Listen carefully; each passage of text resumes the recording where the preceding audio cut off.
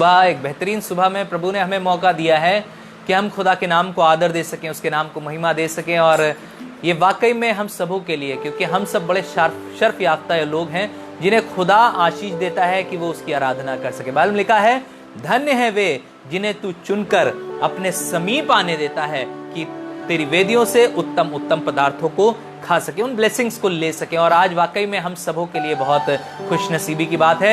आज हमारे लिए खास तौर से बड़ी खुशनसीबी की बात है कि आज हम अपने भाई के घर से इस आराधना को अंजाम दे रहे हैं। और आशीष भाई हमारे साथ हैं, उनका बेटा अभिषेक हमारे साथ है और हमारा बेटा गैब्रियल हमारे साथ है। और हम सब मिलके कह सकते हैं पूरा घराना मिलके आज खुदा की महिमा के लिए तैयार है। तो आइए थोड़ी देर के लिए अपने मनों को तैयार करें प्रभु की महिमा के लिए, प्रभु की स्तुति के लिए। इससे पहले कि हम स्तुति आराधना में चलें आगे, एक बड़ी अच्छी बात परमेश्वर के कलाम से आपके बीच में रखना मांगता हूं, जो मिलती है भजन संहिता उसके 31वें अध्याय के 14वें पद से 16वें पद तक। यहाँ पर लिखा हुआ है, परंतु हे यहोवा, मैंने तुझी पर भरोसा रखा है, मैंने कहा तू मेरा परमेश्वर है। इस बात को एडमिट करना कि पहली बात मेरा तवक्कुल तुझ पर है, दूसरी बात ये एडमिट करना अपने मुंह से कि तू ही मेरा परमेश्वर है, मेरा और कोई सहारा नहीं है। इस बात को प्रूव करता है कि मेरा खुदा मेरे अलावा किसी और चीज में मेरे को इंटरेस्ट दिखाई ही नहीं देता है, क्योंकि वही मेरा परमेश्वर है।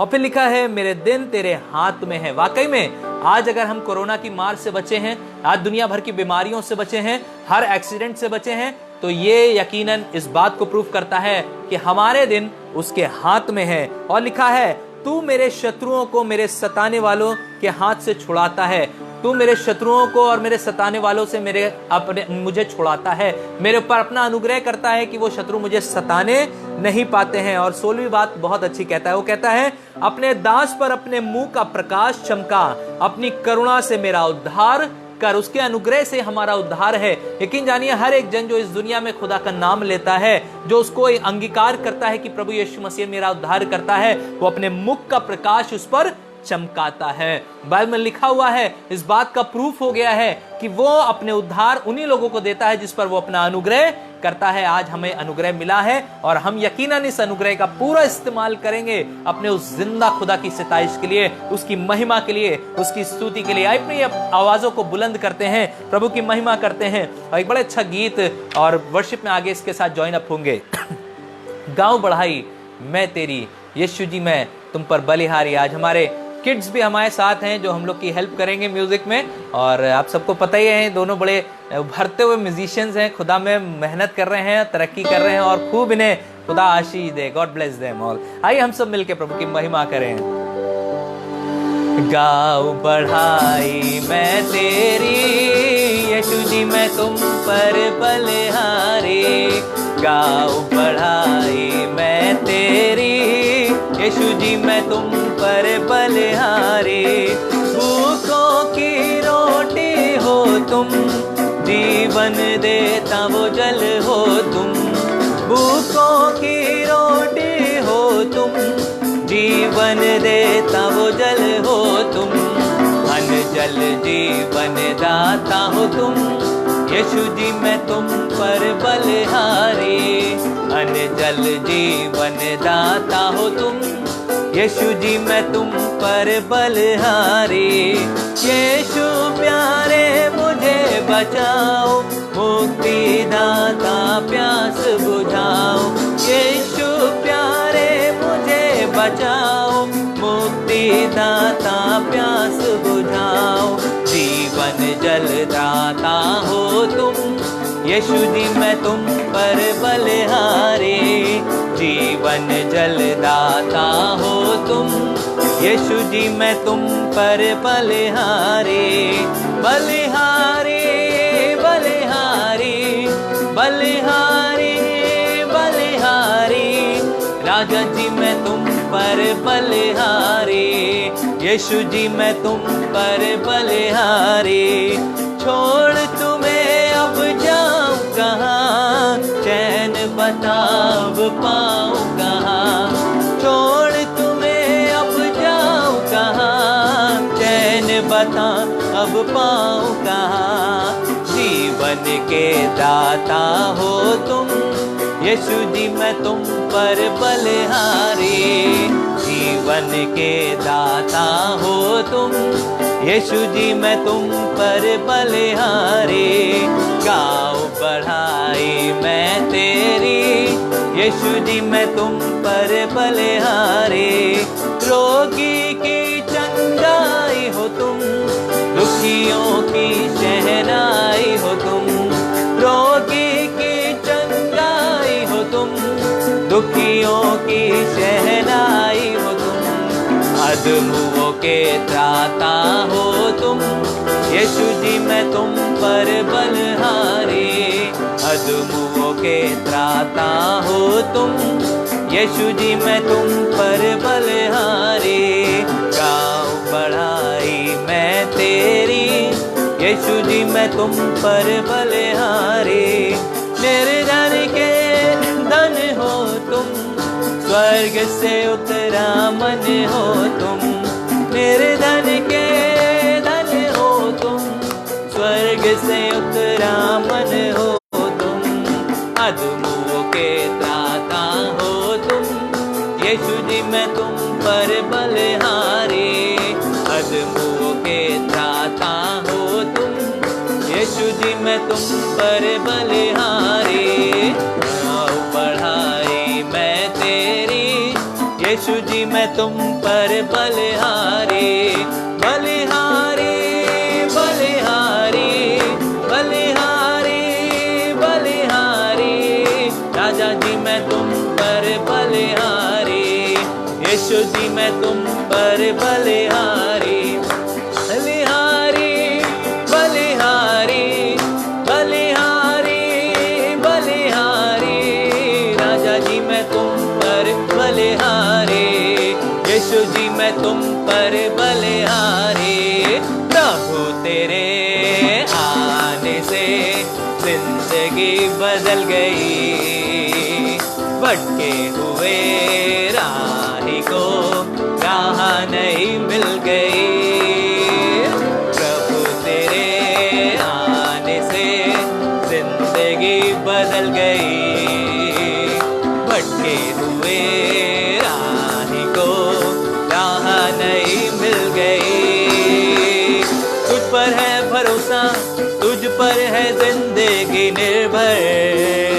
तूने है थामा हाथ, नहीं अब कोई डर। ओ तुझ पर है भरोसा, तुझ पर है जिंदगी निर्भर। तूने है थामा हाथ, नहीं अब कोई डर। प्रभु तेरे आने से जिंदगी बदल गई, भटके हुए राही को राह नहीं मिल गई। प्रभु तेरे आने से जिंदगी बदल गई, भटके हुए राही को राह नहीं मिल गई।